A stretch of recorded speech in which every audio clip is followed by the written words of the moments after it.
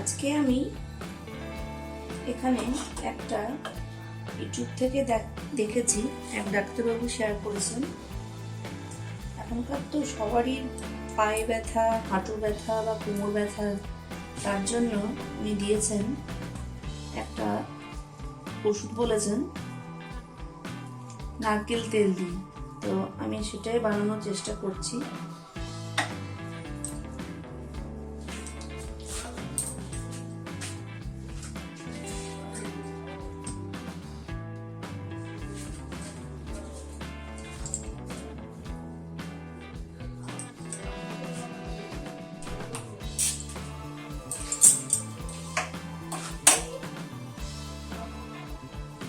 তো আমি এখানে প্যারাশুট নারকেল তেল নিয়েছি।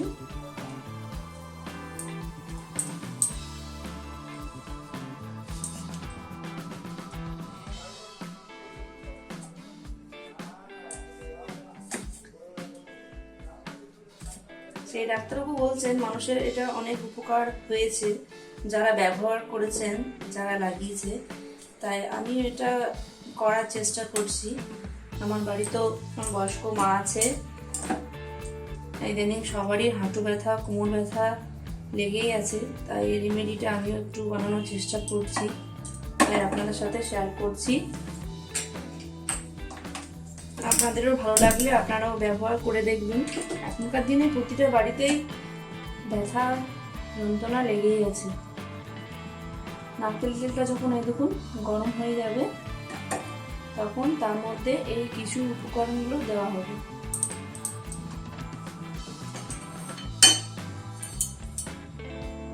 ডাক্তারও বলেছেন রসুনগুলোকে একদম মিহি মিহি করে কুচি করে নিতে হবে, যেন নারকেল তেলটার সাথে পুরো মিশে যায়।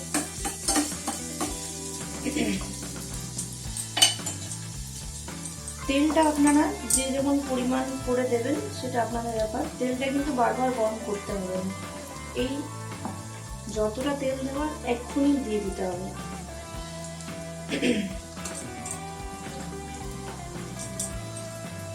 আমি এখানে 100 গ্রাম নারকেল তেল দিলাম। দেখুন রসুনগুলো যখন এই হালকা হালকা ফেনা ফেনা হয়ে আসবে, তার মধ্যেই 1 চামচ জোয়ান দিতে হবে, কাঁচা জোয়ান দিতে হবে, কাঁচা জোয়ান। আর 8-10টা লবঙ্গ যেটা বলা হয়, আর 1 চামচ মেথি দানা। এই সমস্ত এগুলো দিয়ে তেলটাকে একদম কম আঁচে আস্তে আস্তে হতে দিতে হবে।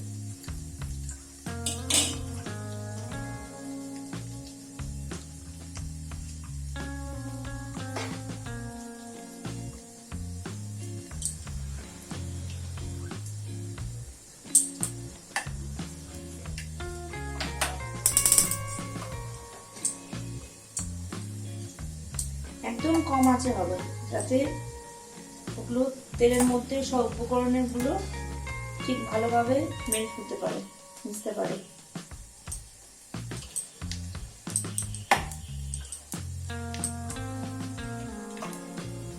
নারকেল তেল তো বসে গেছে, তাই আমি এটা একটু গরম করে নিলাম।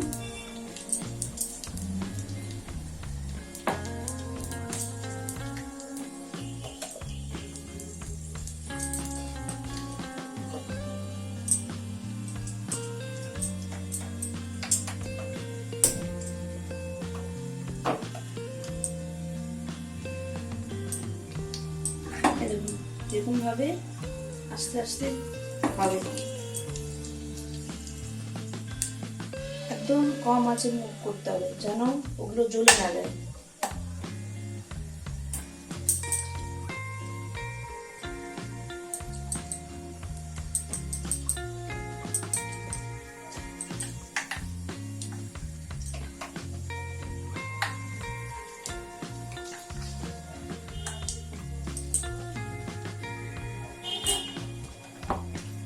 শীতের সময় বুঝতেই পারছেন নারকেল তেল পুরো বসে যায়।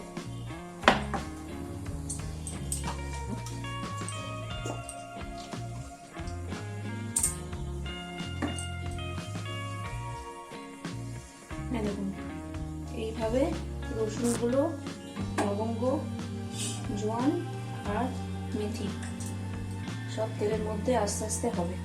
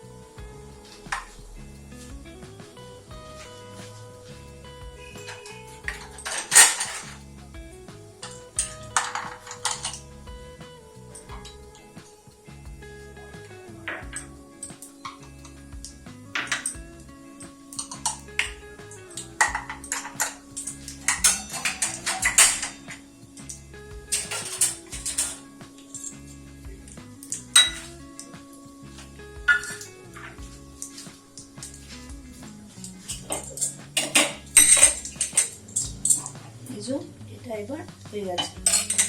এটা যখন একটু ঠান্ডা হয়ে যাবে তখন এটা ছাঁকতে হবে। একটু ঠান্ডা হোক, আমি গ্যাসটা বন্ধ করে দিয়েছি।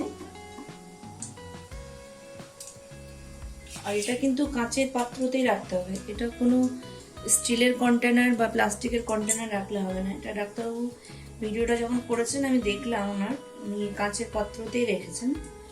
তো এটা পরবর্তীকালে আর গরম করতে হবে না, যখনই লাগাবেন হাতে তালুর মধ্যে ঘষে নিয়ে লাগাতে বলেছে। নারকেল তেল তো বসে যায়, তো এটা হাতে গরম করলে যে উপকরণগুলো দেওয়া হয়েছে সেগুলো কাজ দেবে। এরপর আস্তে আস্তে এগুলো ছেঁকে নেবো আমি।